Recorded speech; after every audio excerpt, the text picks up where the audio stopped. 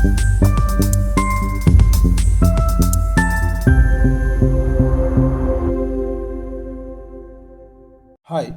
Welcome to success academy Jamkhandi. Ramesh sir ಅವರ ಸಾರಥ್ಯದಲ್ಲಿ ಇವತ್ತು ನಾವು ವಿಜ್ಞಾನದ ತರಗತಿಗಳನ್ನ ಮಾಡೋಣ. ನಾನು ನಿಮ್ಮ ಅರುಣ್ ಸರ್. ಕರ್ನಾಟಕದ ಎಲ್ಲ ಶಿಕ್ಷಕ ಆಕಾಂಕ್ಷಿಗಳಿಗೆ ಆನ್ಲೈನ್ ಟೆಸ್ಟ್ ಸಿರೀಸ್ಗಳು ನಮ್ಮಲ್ಲಿ ನಡೀತಾ ಇವೆ. ಅವು HSTR ಪೇಪರ್ 1 ಪೇಪರ್ 2 ಇರಬಹುದು, GPSTR ಪೇಪರ್ 1 ಮತ್ತು ಪೇಪರ್ 2 ಇರಬಹುದು, ಹಾಗೂ PSTR. ಇವುಗಳ ತರಗತಿಗಳು ಮತ್ತು ಆನ್ಲೈನ್ ಟೆಸ್ಟ್ ಸಿರೀಸ್ಗಳ ಬಗ್ಗೆ ಮಾಹಿತಿ ಬೇಕಾದರೆ ಕೆಳಗಿನ ವಾಟ್ಸಪ್ಗೆ ಮೆಸೇಜನ್ನು ಮಾಡಿ ಜಾಯ್ನ್ ಆಗಬಹುದು. ಇಲ್ಲಿ ನೋಡಿ, PSTRಗೆ ಒಂದು ಹೊಸ ಸ್ಪೆಷಲ್ ಆಫರ್ ನಡೀತಾ ಇದೆ. ಅದು ಕೇವಲ 299 ರೂಪಾಯಿಗೆ ನಾವು ನಿಮಗೆ ಟೆಸ್ಟ್ ಸಿರೀಸ್ ಮತ್ತು ಉಚಿತ ತರಗತಿಗಳನ್ನ ಪ್ರೊವೈಡ್ ಮಾಡ್ತಾ ಇದ್ದೀವಿ. ಕೇವಲ 290 ರೂಪಾಯಿನ ಪೇ ಮಾಡಿದರೆ ನಿಮಗೆ ಟೆಸ್ಟ್ ಸಿರೀಸ್ಗಳು ಇರ್ತವೆ, ಉಚಿತ ತರಗತಿಗಳು ಇರುತ್ತವೆ. ಈ ಸ್ಪೆಷಲ್ ಆಫರ್ ಎಲ್ಲಿ ಮಟ್ಟ ಇದೆ ಅಂದರೆ ಟಿಲ್ ಡಿಸೆಂಬರ್ 25 ತನಕ ಮಾತ್ರ ಈ ಆಫರ್ ಏನಂತ ನಡೀತಾ ಇರ್ತದೆ. ನಂತರ ಫೀಸ್ ಹೆಚ್ಚಾಗುತ್ತದೆ. ಆದ್ದರಿಂದ ಆಸಕ್ತಿ ಇರುವಂಥ ಅಭ್ಯರ್ಥಿಗಳು ಕೆಳಗಿನ ವಾಟ್ಸಪ್ ನಂಬರ್ ಮೂಲಕ ಜಾಯ್ನ್ ಆಗಬಹುದು. ಹಾಗಾದರೆ ಇವತ್ತಿನ ತರಗತಿಯ ಮೊದಲನೇ ಪ್ರಶ್ನೆಯನ್ನು ನೋಡೋಣ. ನೋಡಿರಿ, ಇವತ್ತಿನ ತರಗತಿ CBSE ಬೋರ್ಡ್ ಕ್ಲಾಸ್ 6th ಸೈನ್ಸ್ದು ಬಿಯಾಂಡ್ ಅರ್ತ್ ಅನ್ನುವಂಥ ಒಂದು ಚಾಪ್ಟರ್ ಮೇಲಿನ ಪ್ರಶ್ನೆಗಳು. ನೋಡಿ, ಮೊದಲನೇ ಪ್ರಶ್ನೆ ಏನಿದೆ ಅಂದರೆ, ಸೌರವ್ಯೂಹದ ಕೇಂದ್ರದಲ್ಲಿರುವಂತಹ ನಕ್ಷತ್ರ ಯಾವುದು? ನಮ್ಮ ಸೌರವ್ಯೂಹದ ಕೇಂದ್ರದಲ್ಲಿರುವಂಥ ನಕ್ಷತ್ರ ಯಾವುದು? ಆಪ್ಷನ್ ಎ ಭೂಮಿ, ಆಪ್ಷನ್ ಬಿ ಚಂದ್ರ, ಆಪ್ಷನ್ ಸಿ ಸೂರ್ಯ, ಆಪ್ಷನ್ ಡಿ ಧ್ರುವ ನಕ್ಷತ್ರ. ಕಮೆಂಟನ್ನು ಮಾಡ್ಬೋದು, ಆನ್ಸರನ್ನು ವಿಚಾರವನ್ನು ಮಾಡಿ ಉತ್ತರವನ್ನು ಹೇಳಬಹುದು. ನಮ್ಮ ಸೌರವ್ಯೂಹದ ಕೇಂದ್ರದಲ್ಲಿರುವ ನಕ್ಷತ್ರ ಯಾವುದು? ಹಾಗಾದರೆ ಸರಿಯಾದ ಉತ್ತರ ಆಪ್ಷನ್ ಸಿ ಸೂರ್ಯ. ಸರಿಯಾದ ಉತ್ತರ ಆಪ್ಷನ್ ಸಿ ಸೂರ್ಯ. ಮುಂದಿನ ಪ್ರಶ್ನೆ, ಸೂರ್ಯನ ಸುತ್ತುವ ಸಣ್ಣ ಬಂಡೆಯ ತುಣುಕುಗಳನ್ನು ಏನೆಂದು ಕರೆಯುತ್ತಾರೆ? ಆಪ್ಷನ್ ಎ ಗ್ರಹಗಳು, ಆಪ್ಷನ್ ಬಿ ಕ್ಷುದ್ರ ಗ್ರಹಗಳು, ಆಪ್ಷನ್ ಸಿ ಉಪಗ್ರಹಗಳು, ಆಪ್ಷನ್ ಡಿ ಉಲ್ಕೆಗಳು. ಪ್ರಶ್ನೆ ಏನಿದೆ ಅಂದರೆ, ಸೂರ್ಯನ ಸುತ್ತುವಂತಹ ಸಣ್ಣ ಬಂಡೆಯ ತುಣುಕುಗಳನ್ನು ಏನೆಂದು ಕರೆಯುತ್ತಾರೆ? ಆಪ್ಷನ್ ಎ ಗ್ರಹಗಳು, ಆಪ್ಷನ್ ಬಿ ಕ್ಷುದ್ರ ಗ್ರಹಗಳು, ಆಪ್ಷನ್ ಸಿ ಉಪಗ್ರಹಗಳು, ಆಪ್ಷನ್ ಡಿ ಉಲ್ಕೆಗಳು. ಉತ್ತರವನ್ನು ಕಮೆಂಟ್ ಮಾಡಬಹುದು. ಹಾಗಾದರೆ ಕ್ವಶನ್ ನಂಬರ್ 2ಕ್ಕೆ ಸರಿಯಾದ ಉತ್ತರ ಉಲ್ಕೆಗಳು. ಮುಂದಿನ ಪ್ರಶ್ನೆ, ಭೂಮಿಗೆ ಹತ್ತಿರವಿರುವಂಥ ಮತ್ತು ಬೆಳಕು ಹಾಗೂ ಶಾಖವನ್ನು ನೀಡುವಂಥ ನಕ್ಷತ್ರ ಯಾವುದು? ಆಪ್ಷನ್ ಎ ಮಂಗಳ, ಆಪ್ಷನ್ ಬಿ ಸೂರ್ಯ, ಆಪ್ಷನ್ ಸಿ ಚಂದ್ರ, ಆಪ್ಷನ್ ಡಿ ಶುಕ್ರ. ಅಂದರೆ ಭೂಮಿಗೆ ಹತ್ತಿರವಿರಬೇಕು ಮತ್ತು ಬೆಳಕು ಹಾಗೂ ಶಾಖವನ್ನು ನೀಡುವಂತಹ ಒಂದು ನಕ್ಷತ್ರ ಯಾವುದು ಅಂತ ಕೇಳಿದ್ದಾರೆ. ನೋಡಿ, ವಿಚಾರವನ್ನು ಮಾಡಿ ಉತ್ತರವನ್ನು ಕಮೆಂಟ್ ಮಾಡಬಹುದು. ಓಕೆ, ಸರಿಯಾದ ಉತ್ತರ ಯಾವುದೆಂದರೆ ಬಿ ಸೂರ್ಯ. ಸೂರ್ಯ ನಮ್ಮ ಭೂಮಿಗೆ ಹತ್ತಿರುವಂಥ ಒಂದು ನಕ್ಷತ್ರ. ಅದು ನಮಗೆ ಬೆಳಕನ್ನು ಕೊಡುತ್ತದೆ ಮತ್ತು ಶಾಖವನ್ನು ಕೂಡ ಏನು ಮಾಡುತ್ತೆ, ಕೊಡುತ್ತದೆ. ಹಾಗಾದರೆ 4ನೇ ಪ್ರಶ್ನೆ, ತಮ್ಮದೇ ಆದ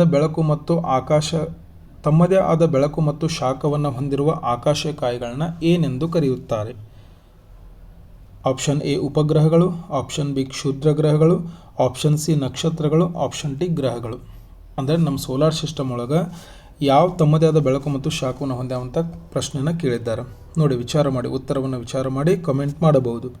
ಆಪ್ಷನ್ ಎ ಉಪಗ್ರಹಗಳು, ಆಪ್ಷನ್ ಬಿ ಕ್ಷುದ್ರ ಗ್ರಹಗಳು, ಆಪ್ಷನ್ ಸಿ ನಕ್ಷತ್ರಗಳು, ಆಪ್ಷನ್ ಡಿ ಗ್ರಹಗಳು.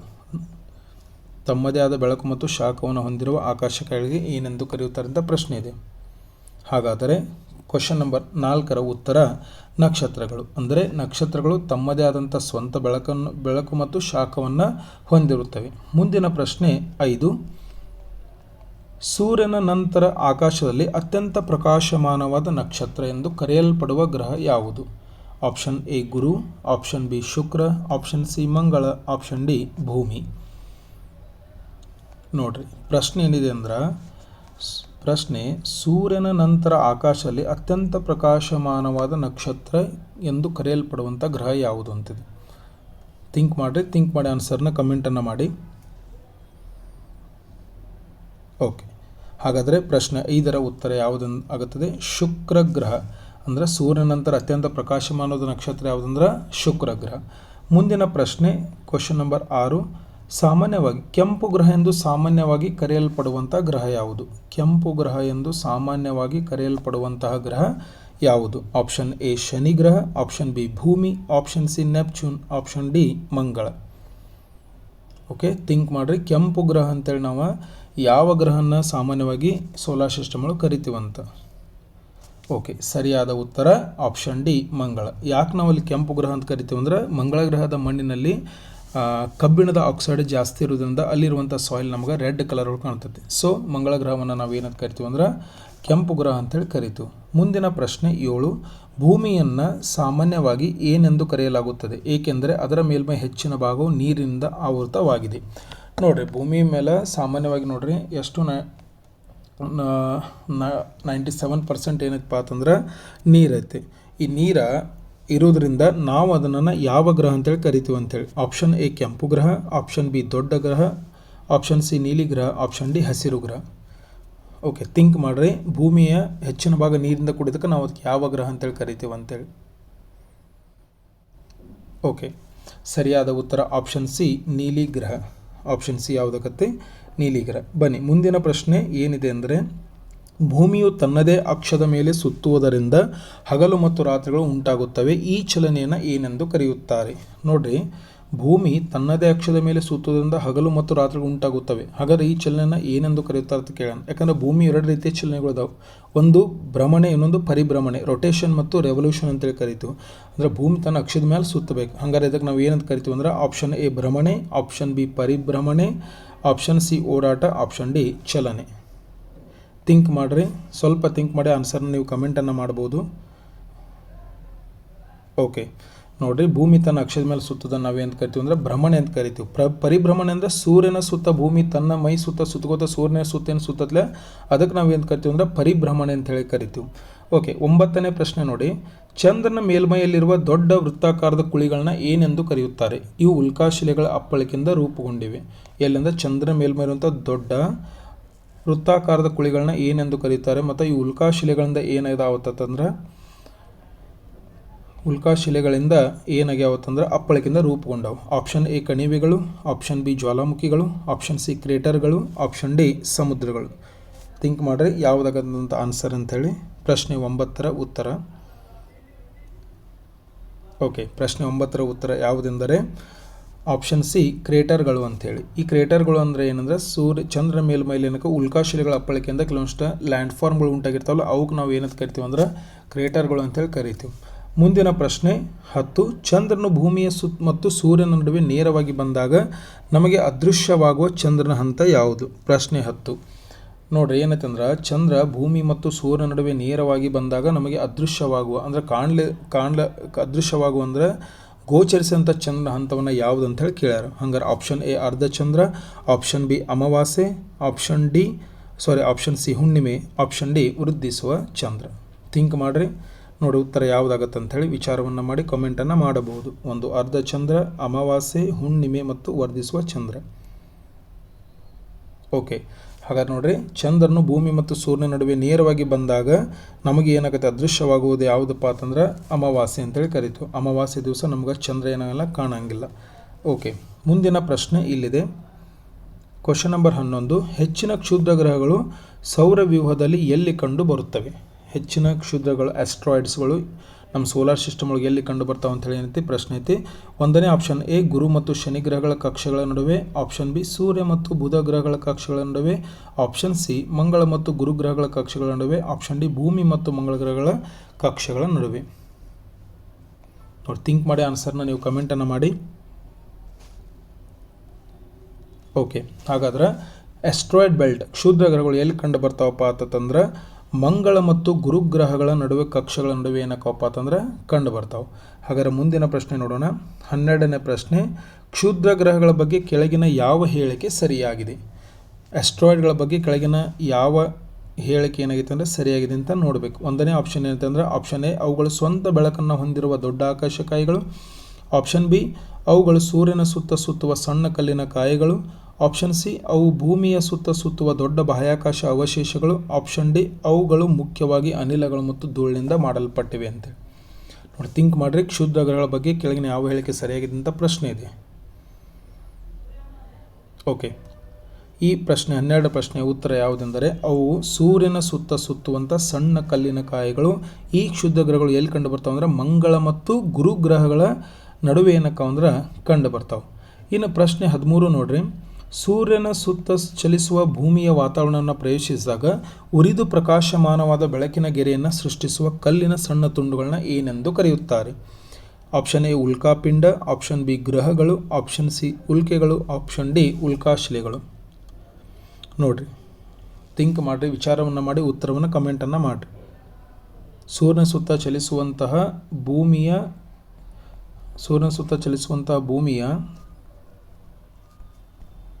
ವಾತಾವರಣವನ್ನು ಪ್ರವೇಶಿಸಿದಾಗ ಉರಿದು ಪ್ರಕಾಶಮಾನವಾದ ಬೆಳಕಿನ ಗೆರೆಯನ್ನು ಸೃಷ್ಟಿಸುವ ಕಲ್ಲಿನ ತುಂಡುಗಳನ್ನ ಏನೆಂದು ಕರೆಯುತ್ತಾರೆ ಅಂತೇಳಿ. ಹಾಗಾದರೆ 13ನೇ ಪ್ರಶ್ನೆ ಉತ್ತರ ಉಲ್ಕೆಗಳು. ಮುಂದಿನ ಪ್ರಶ್ನೆ 14. ಉಲ್ಕಾಶಿಲೆಗಳು ಭೂಮಿಯ ವಾತಾವರಣವನ್ನು ಪ್ರವೇಶಿಸಿದಾಗ ಅವು ಏಕೆ ಉರಿದು ಪ್ರಕಾಶಿಸುತ್ತವೆ? ನೋಡಿ, ಉಲ್ಕಾಶಿಲೆಗಳು ಭೂಮಿಯ ವಾತಾವರಣ ಪ್ರವೇಶಿಸಿದಾಗ ಅವು ಏಕೆ ಉರಿದು ಪ್ರಕಾಶಿಸುತ್ತವೆ? ಆಪ್ಷನ್ ಎ ಗುರುತ್ವಾಕರ್ಷಣೆ, ಆಪ್ಷನ್ ಬಿ ಘರ್ಷಣೆ, ಆಪ್ಷನ್ ಸಿ ಸೂರ್ಯನ ಶಾಖ, ಆಪ್ಷನ್ ಡಿ ವಾಯುಮಂಡಲದ ಅನಿಲಗಳು. ನೋಡಿ, ಯಾವುದಾಗುತ್ತೆ answer? Question number 14. Okay, question number 14ರ ಉತ್ತರ ಘರ್ಷಣೆ. ಘರ್ಷಣೆ ಮೂಲಕ ಉಲ್ಕಾಶಿಲೆಗಳು ಭೂಮಿಯ ವಾತಾವರಣ ಪ್ರವೇಶಿಸಿದಾಗ ಅವು ಏನಕ್ಕಾಗುತ್ತಂದ್ರೆ ಉರಿದು ಹೋಗುತ್ತವೆ. ಮುಂದಿನ ಪ್ರಶ್ನೆ, ಸೂರ್ಯನ ಸಮೀಪಕ್ಕೆ ಬಂದಾಗ ಧೂಮಕೇತುಗಳು ಸಾಮಾನ್ಯವಾಗಿ ಯಾವ ವಿಶಿಷ್ಟ ಲಕ್ಷಣವನ್ನು ಪ್ರದರ್ಶಿಸುತ್ತವೆ? ಸೂರ್ಯನ ಸಮೀಪಕ್ಕೆ ಬಂದಾಗ ಧೂಮಕೇತುಗಳು ಸಾಮಾನ್ಯವಾಗಿ ಯಾವ ವಿಶಿಷ್ಟ ಲಕ್ಷಣವನ್ನು ಪ್ರದರ್ಶಿಸುತ್ತವೆ? ಆಪ್ಷನ್ ಎ ಪ್ರಕಾಶಮಾನವಾದ ವಾತಾವರಣ, ಆಪ್ಷನ್ ಬಿ ನಿರಂತರವಾದ ಬೆಳಕು, ಆಪ್ಷನ್ ಸಿ ಒಂದು ಉದ್ದವಾದ ಬಾಲ, ಆಪ್ಷನ್ ಡಿ ಪರಿಪೂರ್ಣ ಗೋಳಾಕಾರ. ನೋಡಿರಿ, ವಿಚಾರ ಮಾಡಿರಿ ಯಾವುದಾಗುತ್ತಾ ಉತ್ತರ ಅಂಥೇಳಿ. ಓಕೆ, ಧೂಮಕೇತುಗಳು ಸೂರ್ಯನ ಸಮೀಪಕ್ಕೆ ಬಂದಾಗ ಯಾವ ಒಂದು ಲಕ್ಷಣವನ್ನು ಪಡೆದುಕೊಳ್ತಾವಪ್ಪ ಅಂತಂದ್ರೆ ಆಪ್ಷನ್ ಸಿ ಒಂದು ಉದ್ದವಾದ ಬಾಲವನ್ನು ಹೊಂದ್ತಾವೆ. ಇದು ಮೇನ್ ಒಂದು ಧೂಮಕೇತುಗಳ ಒಂದು ಲಕ್ಷಣ. ಮುಂದಿನ ಪ್ರಶ್ನೆ 16. ಧೂಮಕೇತುಗಳು ಮುಖ್ಯವಾಗಿ ಯಾವುದರಿಂದ ಮಾಡಲ್ಪಟ್ಟಿವೆ? ಧೂಮಕೇತುಗಳು ಮುಖ್ಯವಾಗಿ ಯಾವುದರಿಂದ ಮಾಡಲ್ಪಟ್ಟಿವೆ?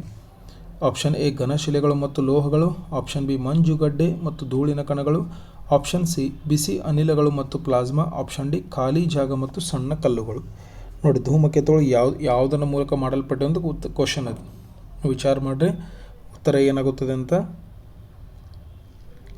ಓಕೆ, ಕ್ವಶನ್ ನಂಬರ್ 16ರ ಉತ್ತರ ಆಪ್ಷನ್ ಬಿ ಮಂಜುಗಡ್ಡೆ ಮತ್ತು ಧೂಳಿನ ಕಣಗಳು. ಅಂದ್ರೆ ಧೂಮಕೇತುಗಳು ಯಾವುದರ ಮೂಲಕ ಆಗ್ಯಾವ? ಮುಖ್ಯವಾಗಿ ಅಂದ್ರೆ ಮಂಜುಗಡ್ಡೆ ಮತ್ತು ಧೂಳಿನ ಕಣಗಳ ಮೂಲಕ ಆಗ್ಯಾವ.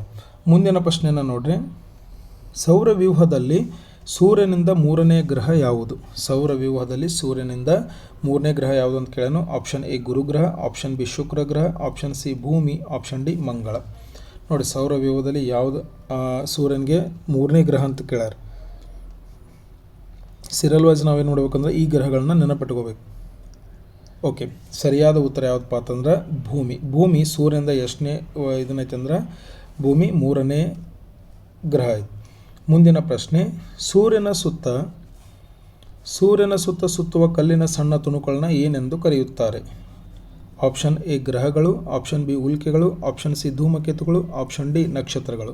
ನೋಡಿ, ಸೂರ್ಯನ ಸುತ್ತುವ ಕಲ್ಲಿನ ಸಣ್ಣ ತುಣುಕುಗಳನ್ನ ಏನೆಂದು ಕರೆಯುತ್ತಾರೆ ಅಂತ ವಿಚಾರ ಮಾಡ್ರಿ ಉತ್ತರ ಯಾವುದಾಗ್ತದೆ ಅಂತ ಹೇಳಿ.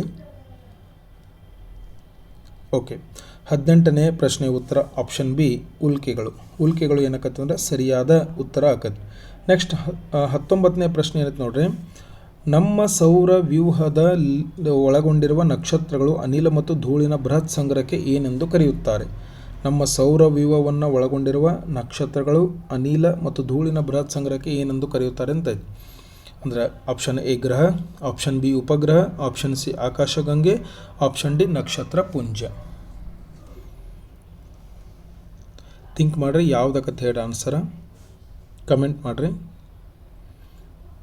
ಓಕೆ, ಕ್ವಶನ್ ನಂಬರ್ 19 ಇದರ ಉತ್ತರ ಯಾವುದಂದ್ರೆ ಆಪ್ಷನ್ ಸಿ ಆಕಾಶಗಂಗೆ.